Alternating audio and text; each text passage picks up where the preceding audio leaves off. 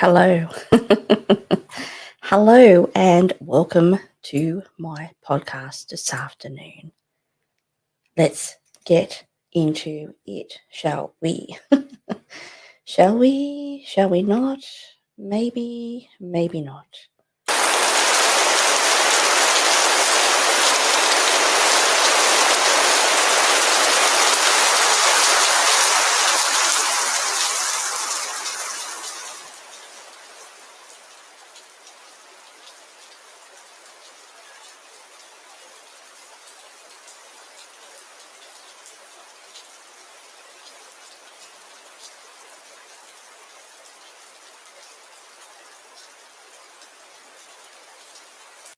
Well, I didn't realise that rain was that long.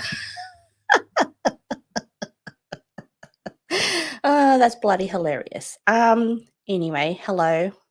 Hello. My name is Amanda. This is the Tequila Hour, the podcast. And yeah, I'm delaying for dramatic effect. No, I'm not actually. I'm probably delaying because this is a uncomfortable conversation that I'm going to have this afternoon.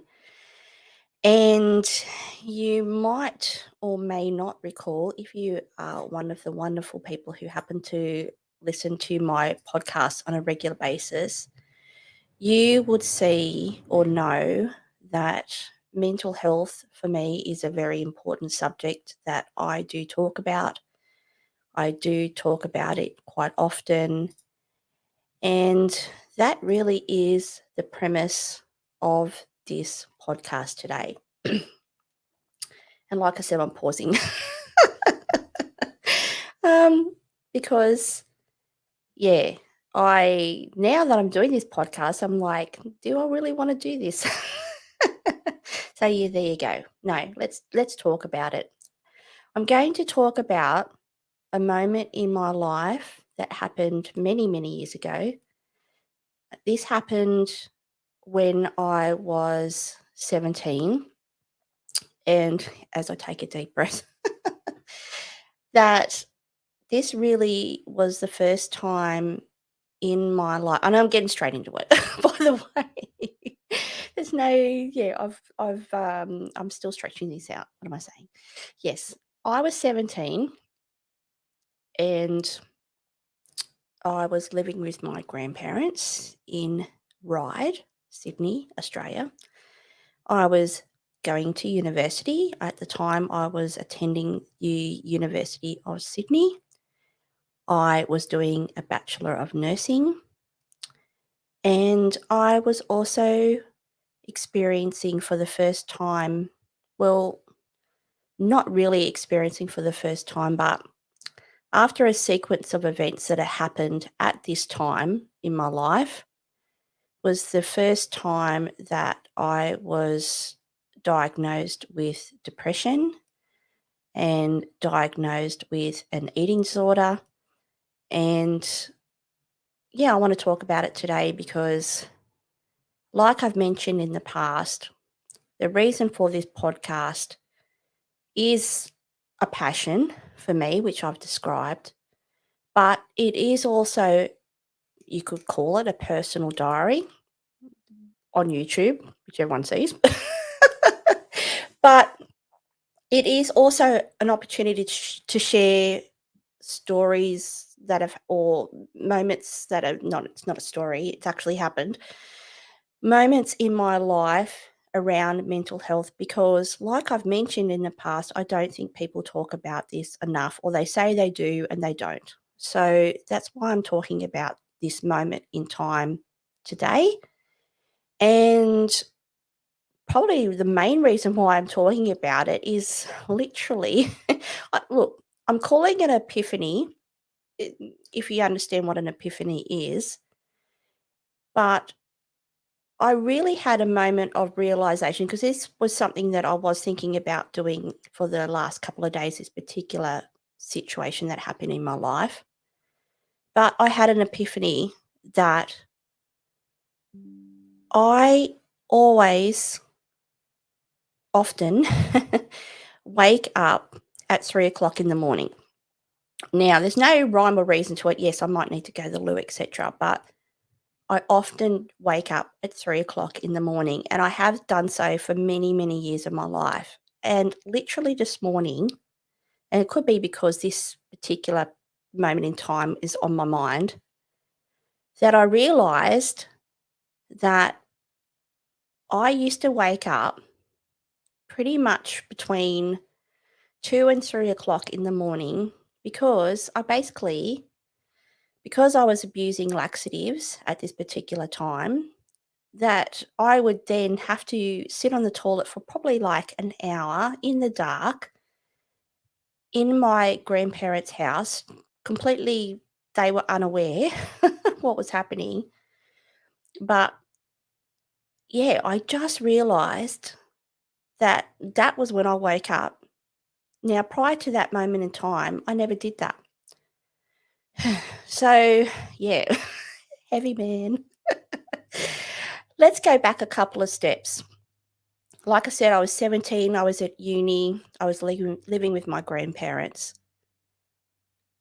Let's just say that this all came to a head when I pretty much got over what I was dealing with. Now, you might say, what were you dealing with?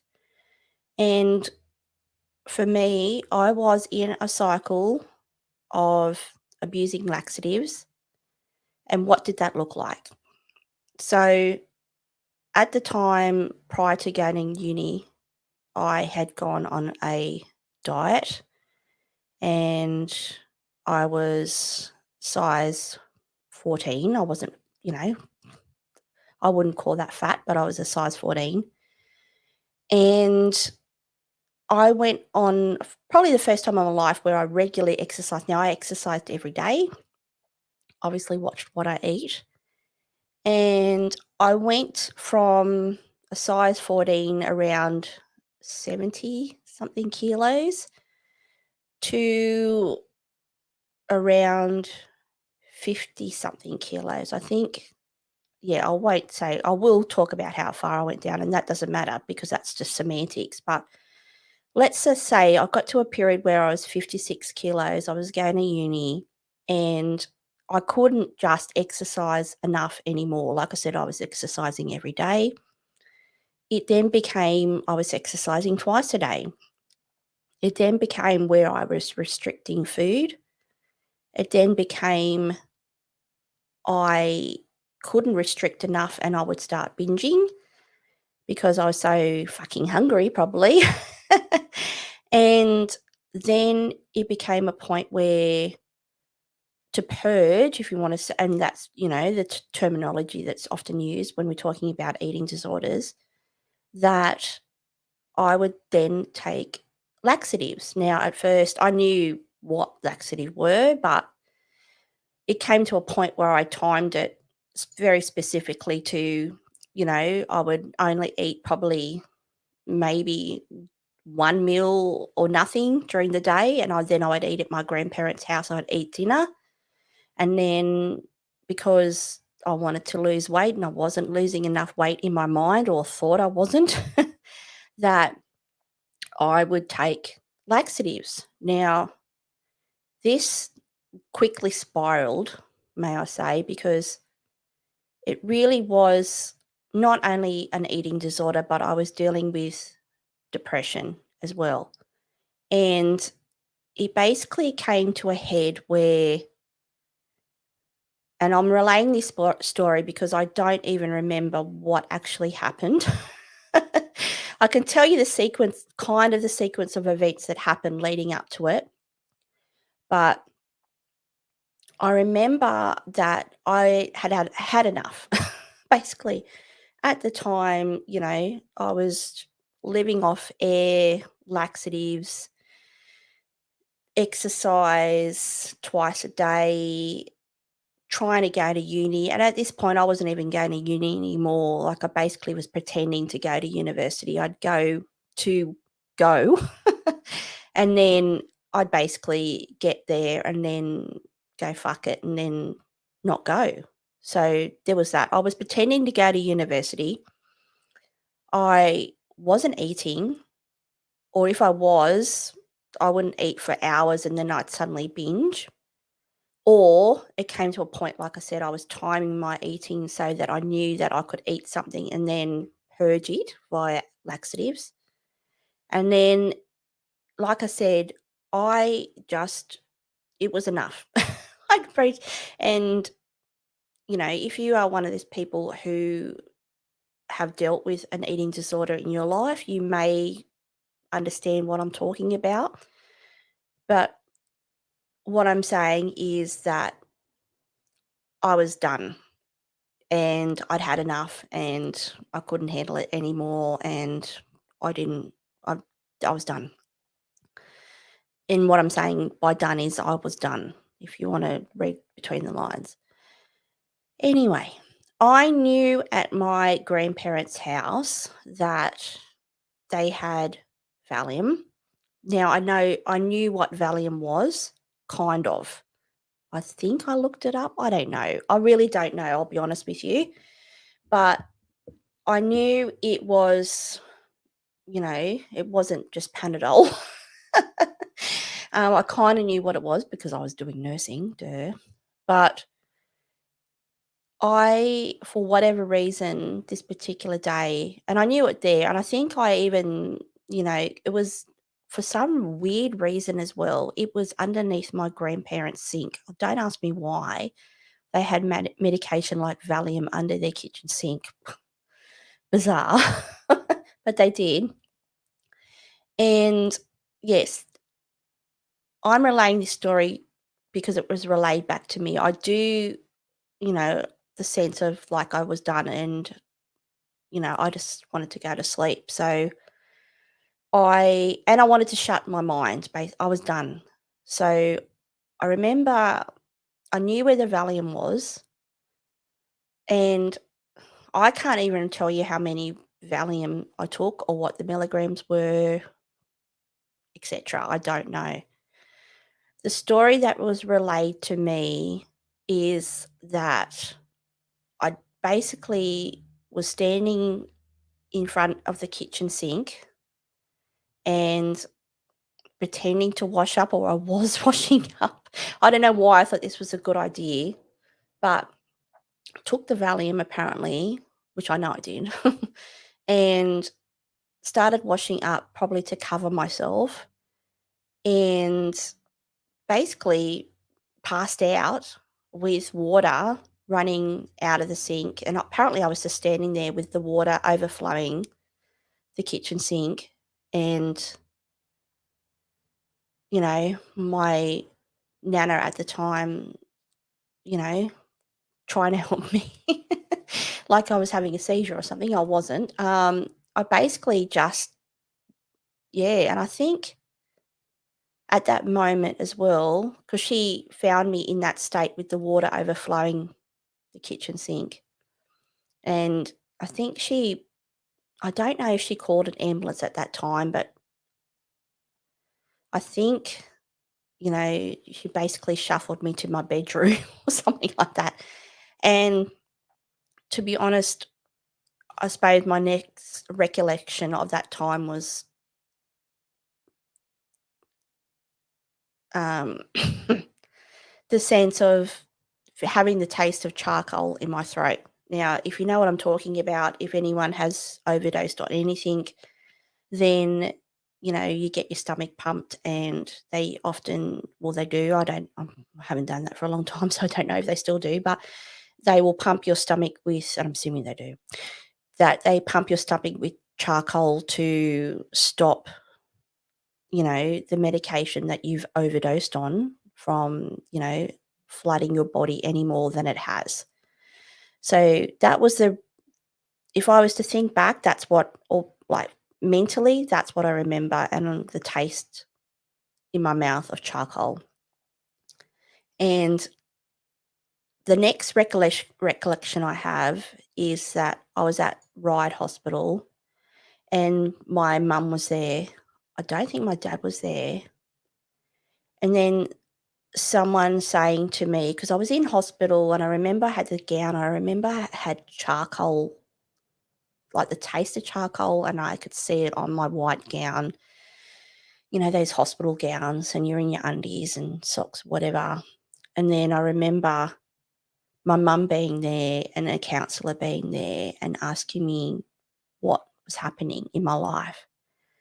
And for the first time, basically saying to someone that I had an eating disorder. and and I knew, because I knew what that was, of course, and that I was bulimic, and that I didn't want to live anymore. I was done. And obviously, complete shock to my mum, because they didn't know there was anything wrong with me. They knew that I'd lost a lot of weight.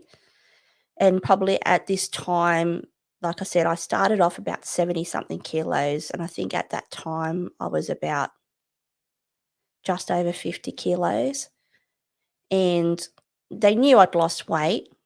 And for a long period of time, they encouraged me, because it was encouraging that I'd lost weight.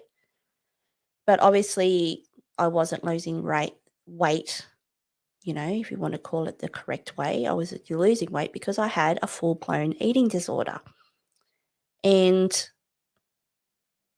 it was the first time that my mum even heard about it. Probably even the first time she'd even heard or had any interactions with someone who had mental health disorder.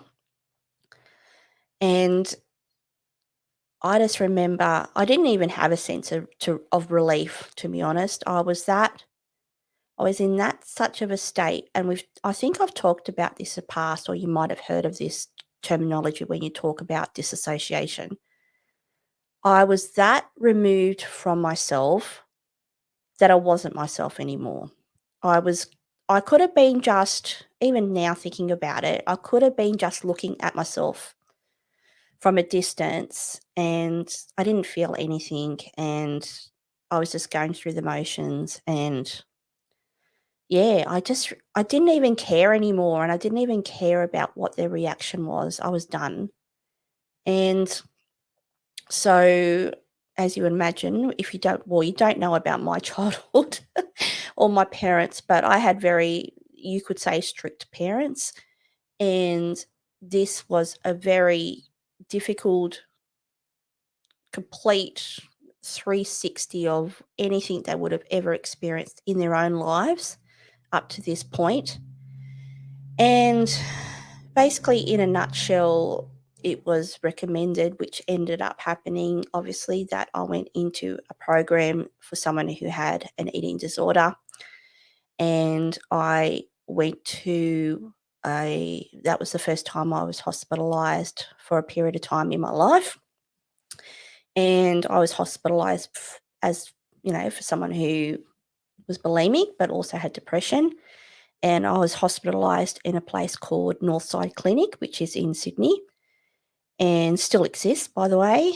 And now thinking of it, I think the first stint was probably not the right word I want to use, but the first period of time that I was in hospital was 3 months. And it was Northside Clinic is a private hospital, so you could imagine quite expensive for my parents. And I had my own room, and it was the first time that I was treated for the mental health condition, which is an eating disorder, which is bulimia. And yeah, that was it. No, and in the end, no, no, that's not the end, unfortunately. Anyway, so Northside Clinic at that time, this particular ward that I was in, because there was multiple levels, okay, in Northside Clinic, they dealt with other mental health conditions, which I kind of knew of, but really now I know. But back then I had no idea. Like I said, I was 17 and I had my own room, which looking back, I don't even know how that even happened, but I did. Actually, there was a period of time near the end that I was in a shared room, but it was only for a very short period of time.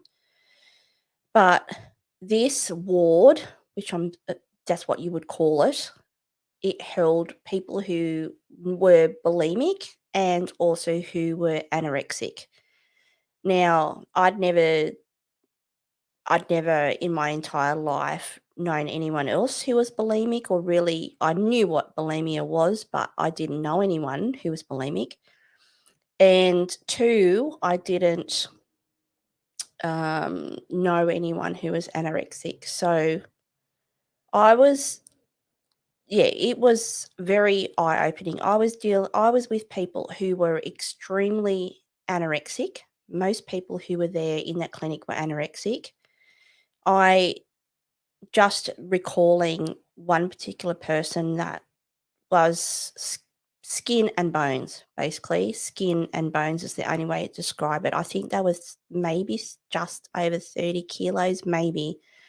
And they weren't the only one. There was one person, I can't remember her name, and she was skin and bones. Suffice to say, it's an experience that I'll never forget. And for me, I actually lost weight there, which is kind of weird. And I wasn't trying to either. We were put on obviously on a strict routine of, a food program and intensive counseling, and basically you had exercise, like you did certain things throughout the day, like certain groups that you had to go to, certain meetings, and you had to eat a certain diet, and you did group activities. You also saw, I'm assuming, a psychologist. It could have been a psychiatrist. It could have been both. You saw them separately as well. And, you were there at the start where you were monitored quite strictly in your movements. You weren't allowed to exercise at all. I remember that. You weren't allowed to exercise. Now, for me, I was a chronic exerciser at that time, and I was not allowed to exercise at all. At all. I wasn't allowed to use the stairs even, which seems quite ironic, but yeah, no, there's none of that. There's none of that going on, all right? No exercise. You had to follow a very strict routine. You had to eat a certain way. And then after a period of time, maybe I think a month in or something, then you had greater, if you want to call it, freedom, in the sense that you were allowed to go out on there. I think once a week they had like a trip somewhere where they'd go and they'd kind of like test the waters about eating normal food outside, not, highly monitored food in a hospital setting. And I think that was once a week. There was an outdoor thing where, yeah, we actually went to a place as a group and we had food, and there was one time I remember we had food and drinks. And like I said, I remember as well that eventually you come to a point in the program where you're actually allowed out. So I was allowed to actually go for walks. Because, like I said, exercise for a period of time was banned. You weren't allowed to exercise.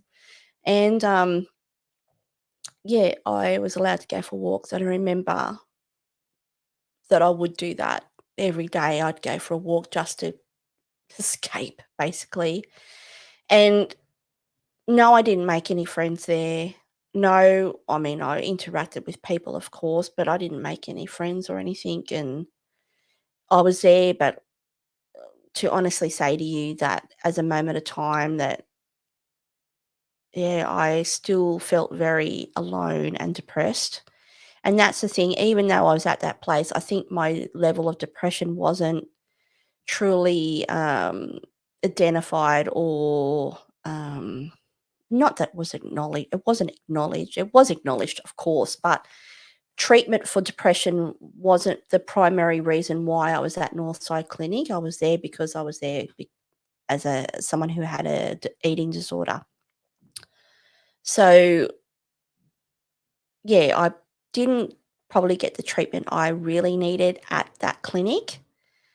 Obviously, it did help me with my, well, okay, I was going to say did it because I was there for 3 months.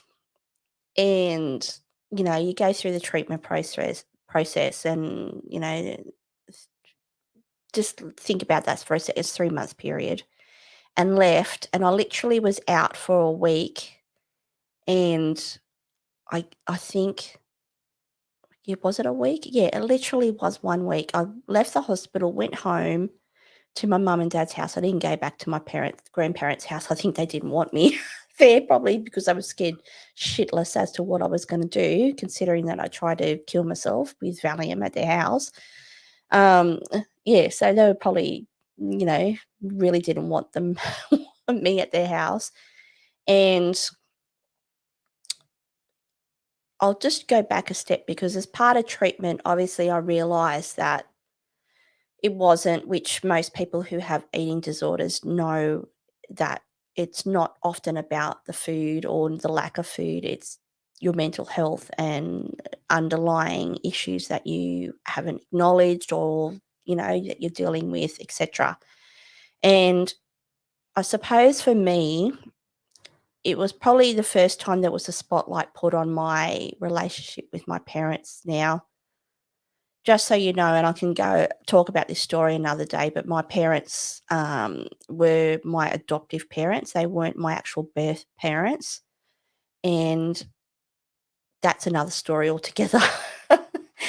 But suffice to say, it really highlighted that the relationship that I had with my parents was crap, and that, it probably for a long time wasn't the relationship that I wanted or was supportive in any way, shape, or form. Of course, they supported me looking back the only way they thought they could, but it wasn't supportive. I don't know how else to put it. Um, but I remember I was out 1 week, and I remember that I'd no, that wasn't that time, but I remember, yeah, it was. I was at home. And I think they'd left me, they went out or something. I can't even remember, but basically I took a shit ton of Panadol for whatever stupid reason, thinking that that was gonna, do something. I didn't think I was, yeah, I honestly thought, I don't know what I thought, to be honest, because I still wasn't in a very good headspace, clearly. But suffice to say that I ended up back in Northside Clinic after 1 week, and I literally was there maybe another month after that. And like I said, I actually lost weight while I was there, which is kind of bizarre when I think about it. And I think I finally left there at 48 kilos. Now, you can see me today, I'm at 90. So just imagine what I look like. um, I was very thin. So I just remember I was there another month and I left, and I still, like, even now, I wasn't, I don't know what I was, but I wasn't who I was, if you can understand what I'm saying. And I went back to my parents' house, which now, again, wasn't what should have happened because it wasn't a safe place for me to go, really, for me mentally to go back to. And I think I literally was there. maybe 3 months, maybe 4 months where, at first it was okay, like, as in reference to my eating, and I wasn't excessively exercising like I was, and, I was just eating normally, etcetera. But, yeah, it didn't take long for me to just want to start taking laxatives again, and, yeah, yeah, not cured is not the right word that comes to mind, but what comes to mind is that I wasn't still in a very good mental health space. And again, where I I can't even remember if I was going back to uni. I think I must have attempted to go back to uni because obviously when I was in Northside Clinic, I wasn't going to university. I was there full time at Northside Clinic. Um, I think there was that moment where the decision was made that I put my university on hold, and that, like I said, I was at home at my mum and dad's house, and like I said, I think I was there maybe 3 to 4 months, and I'd started slipping back into my old ways, and then, I was secretly eating their secret stash of chocolate. I think my dad's chocolate and shit like that, and food would go missing and or whatever, and, being accused of eating too much because basically I was purging. And yeah, I again, I like I said, I wasn't cured's not the right word, but I wasn't there yet. And I still had work to do on myself and my mental health. And then again, attempting suicide by taking too many Panadol, and I did it. I can't remember because I remember being in some weird hospital in central Sydney, and again, getting my stomach pumped. And I think at that time, because my parent, I'm laughing because it's actually not funny, but my parents basically having enough of, they just couldn't deal with it. Basically, they just could not deal with it because they didn't have the mechanism to deal with it themselves. And I remember, like, my mum just going, "I'm done with you, and I'm done with this bullshit," and she didn't say bullshit because she never swore. But, yeah, I remember, yeah, I was put obviously, they couldn't afford for me to go back to Northside Clinic because it was clear that I had major depression, not just an eating disorder, and that I was put then I was, trying to think of the terminology, basically, like, I was gonna say executed.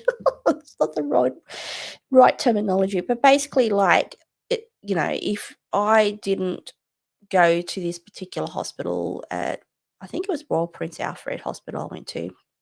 If I didn't go to their mental health clinic, I was gonna be sanctioned to go, is pretty much was what was threatened to me, or I was sanctioned to go. I really can't remember, but that was, as I'm thinking about it, the conversation that was happening around that time. So that being a public hospital, and I was in a public mental health ward, and I was there for, trying to think.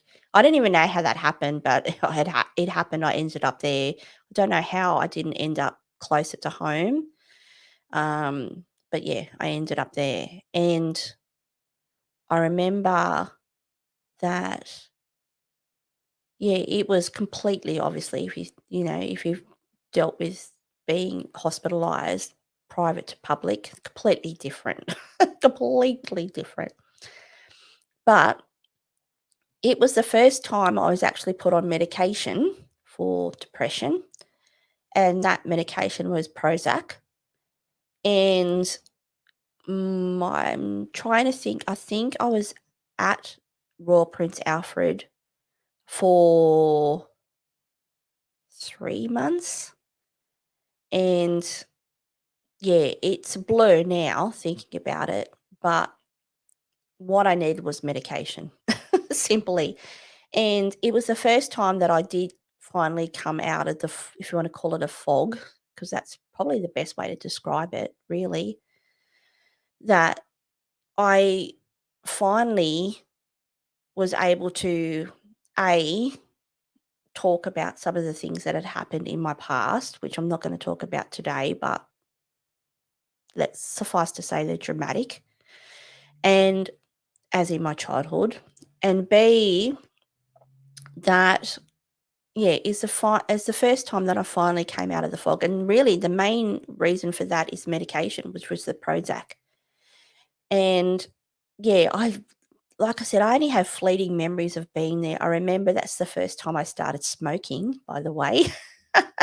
And being in Sydney as well, there was many times when I was just allowed to roam out of the hospital and just wander around, which is bizarre thinking about it, but, um, it wasn't strict in the sense of the private hospital where I wasn't allowed to go anywhere. I was literally allowed to, like, just go out in the afternoon, so I'd often go into the city and, I remember like I said, I started smoking at that time, which is, Alpine menthol, which is kind of funny.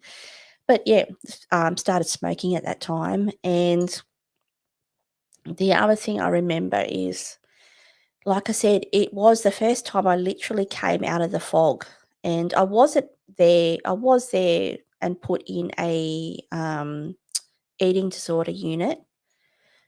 But when we had counselling in group settings, it wasn't just people who had eating disorders. It was actually anyone who had mental health disorders, and that's the first time that it happened. Um, I'm thinking of one particular person. And it was the first time that I actually had ever had interaction with someone who had mental health disorder and had AIDS.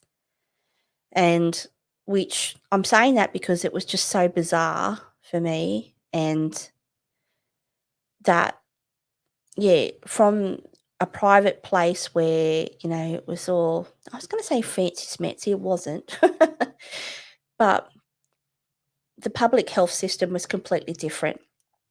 But obviously it's what I needed because I'm pretty sure I was there 3 months, and as part of the therapy of everything that, there's certain things that happened, like I went to, um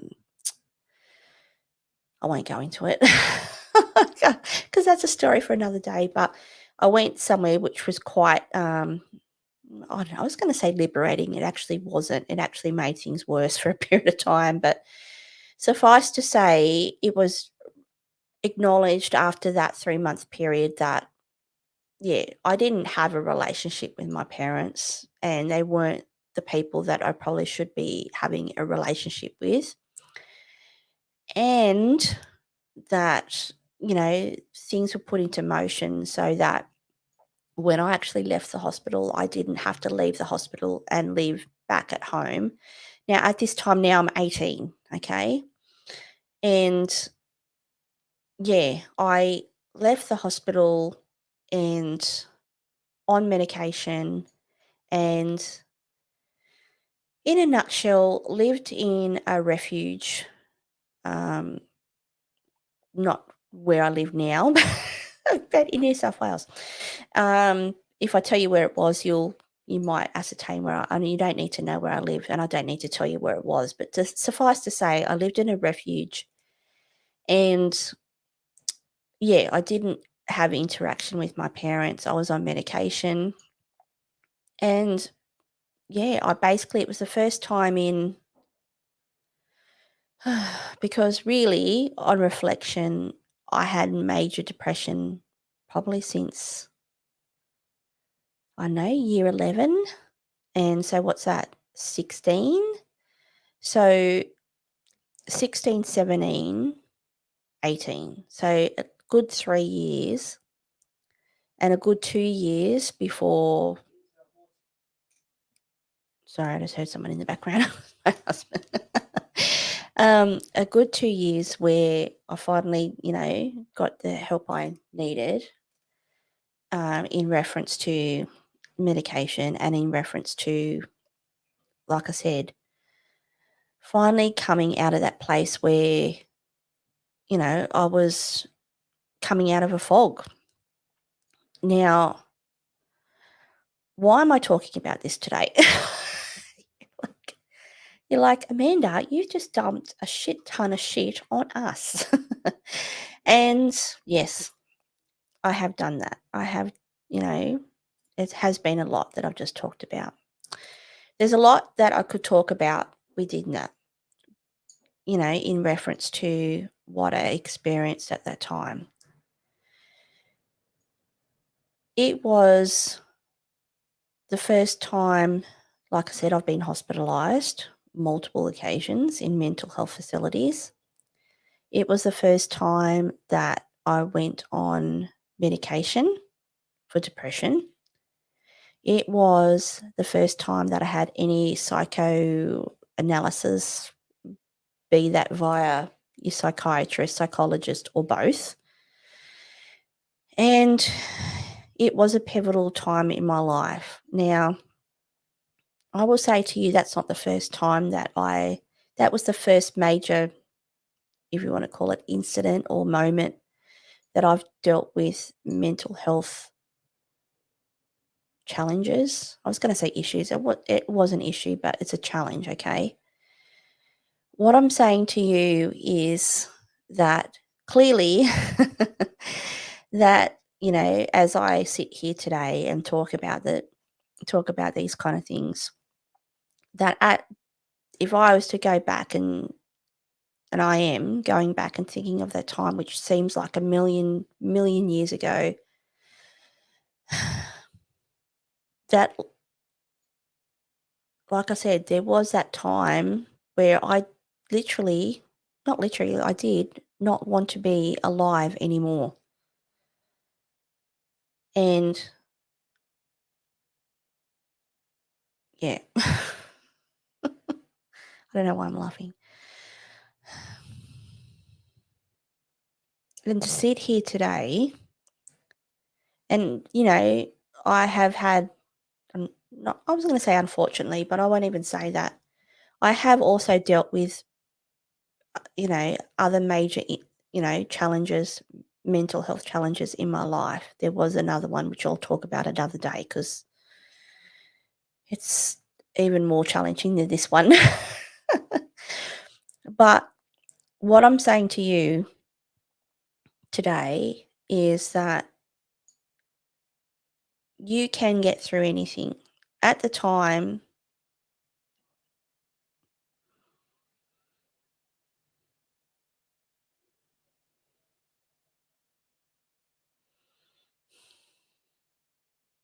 I didn't think I would.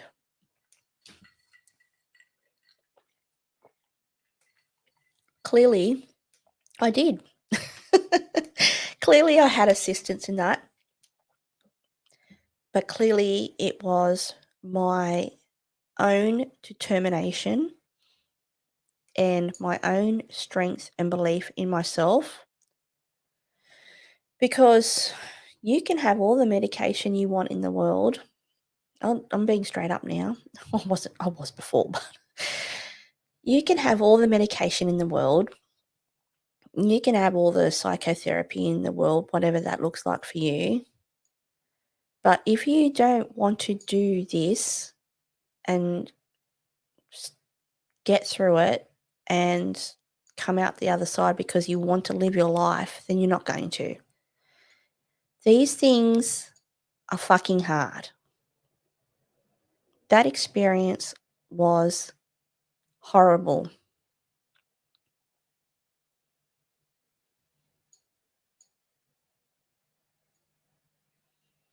But it has shaped who I am today. What I'm saying to you is, look, we all have our challenges, but I want to talk about, in particular, mental health.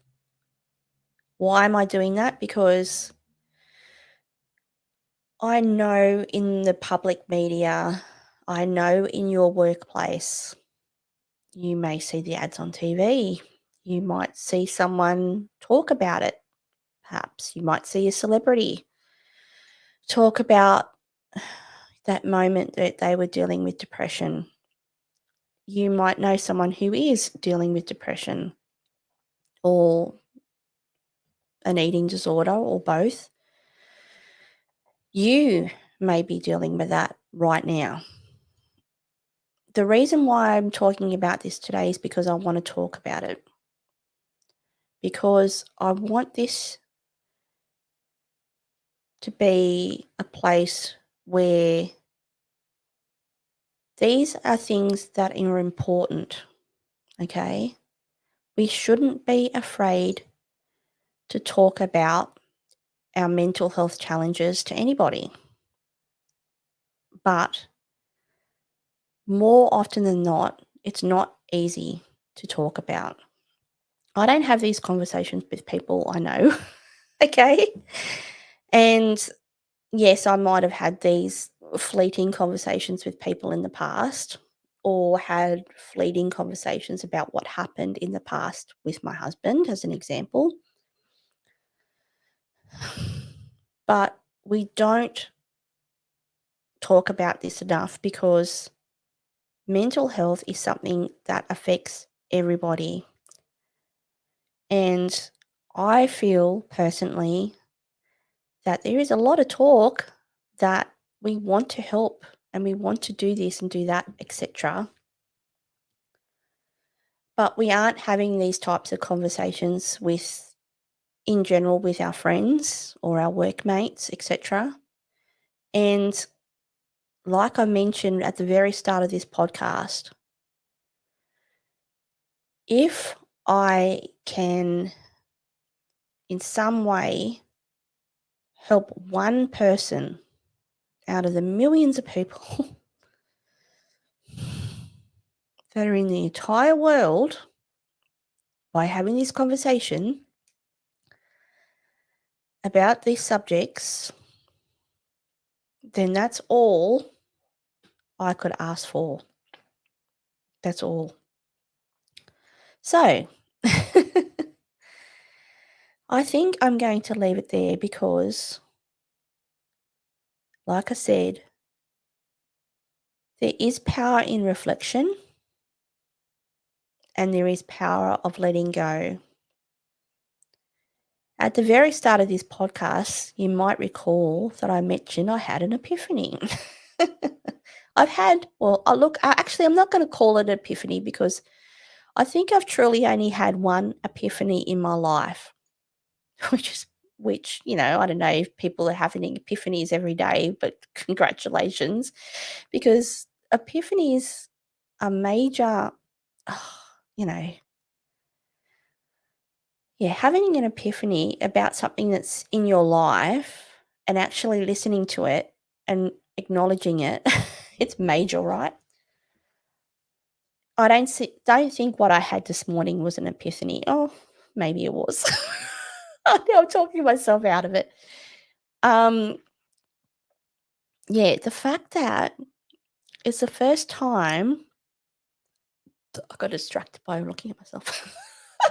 It's the first time that I realized why, in all this time, that tried to figure out why the fuck I would wake up randomly at 3 o'clock or 3:22 or 3:02 in the morning. Now, I know why. It's because that's when I used to fucking wake up having to sit on the toilet and shit my insides out for, I don't know, it could have been an hour. I don't think it was that long, but I just remember now just shutting my eyes, thinking about my grandparents' bathroom and the coldness of the tiles. And where the toilet was, there was a little window next to it, and the if you want to call it a shaving cabinet, which was mirrored, was not on top of the toilet, but was above the toilet. And I just vividly now, the feeling I'm getting is coldness and darkness. And I remember, like, just creeping in there and being quiet, and it was cold and the tiles were cold. And, if you've ever taken laxatives or abused laxatives, you will know this feeling. It's a horrible feeling. Like, you'll be normal and then suddenly, your insides are coming out. That's all I could describe it as. And I did this every night for months. Okay. And it's only now, this morning, now, like I said, this was when I was 17. I'm now 50 years of age. And it's only this morning, so it is an epiphany. I'm calling it. It's only this morning that I realized, why the fuck do I just randomly wake up at 3 o'clock in the morning? It's not because I want to shit myself. No, it's not that. What I'm saying to you is that's what I did for fucking months, in the dark, alone, no one knowing. And that's the thing, no one knew. Even, like, talking about it now, or talking about it when I was in Northside Clinic, or talking, because I didn't say that to my mum and dad or my nana and grandpa, guess what? I was in the bathroom every night secretly. They kind of, I think it's one of those things where, looking back in the magical moments that are hindsight, that they were like, "Oh, yeah, you did seem to use the toilet a lot." It's quite hilarious now when you think about it, but that's what it was. Every night I was sitting on the bloody toilet, shitting my guts out, just because it was that was my life. That was the habit that had become my life, that I just felt like I had to take this laxatives every day just to cleanse my body, to get rid of shit out of my life, because I was suffering that much. And it's only now, this morning, I was like, "Yeah, you know what? I used to get up at it was 3 o'clock in the morning." Anyway, yes, that was, and I'll call it an epiphany. Maybe it is, and maybe it's not. But anyway, let's get back to what I was saying. There is power in reflection, and there is power in letting go. I hope that by talking about this today, that perhaps you might talk to someone about what you're going through.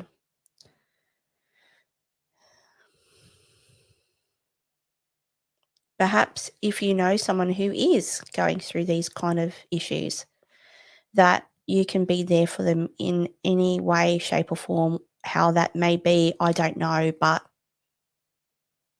you should be there. Even being there without even doing something is even more, that you might even not even realize that you're doing, is one thing. But like I said, we need to look, you don't have to be, but you need to, or we should be able to be comfortable talking about these things, especially for people who have or have mental health issues or disorders, or dealing with that in their life. These, like, some people might only have one episode in their life. I've had multiple episodes in my life. It's not going to magically disappear. I might have episodes in the future. I don't know. Obviously, I've come a long way, and I obviously know now what I need to do to look after myself. But that doesn't mean it doesn't happen.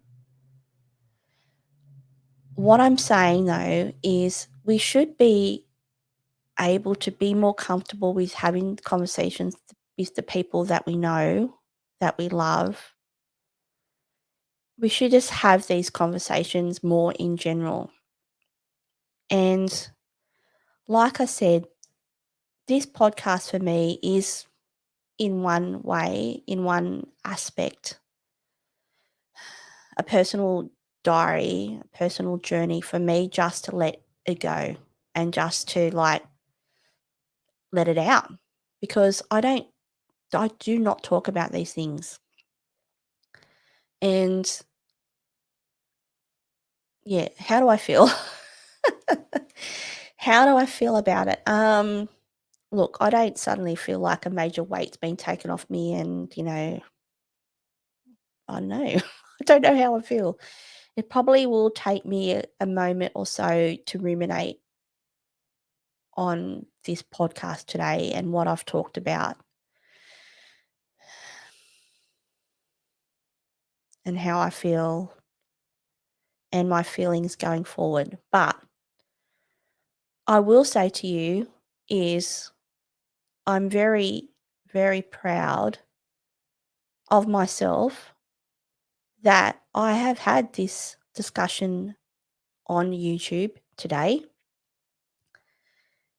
If you have any feedback or you would like to reach out to me or you have something to say in reference to these types of discussions, you can contact me anytime via my email address, which is info@thetequilahour.com.au.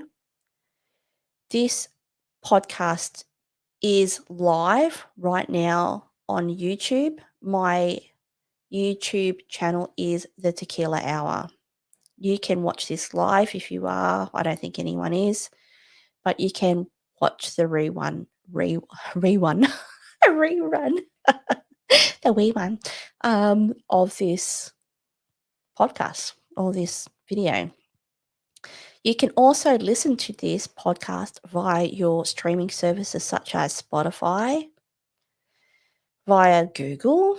Now, Spotify. Shout out. Hey, love you. You can also listen for free via audio or what do you call it? Audible. I can't even spit it out. Anyway, anywho, if you happen to listen to this via audio, thank you for those who's listening. And via those particular streaming platforms, you can contact me as well, not only via email, but you can ask me a question if you so feel like doing. Anyway, I'm going to leave it there today.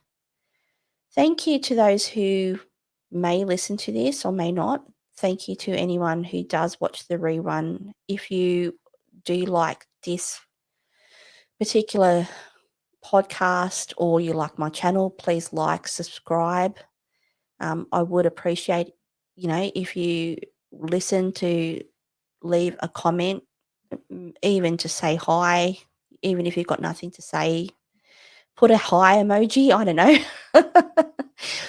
But I will talk about other subjects like this again, but I will leave this subject today and leave it there, and I'm letting it go.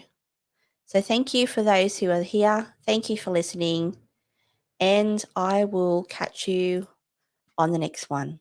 See ya. Bye.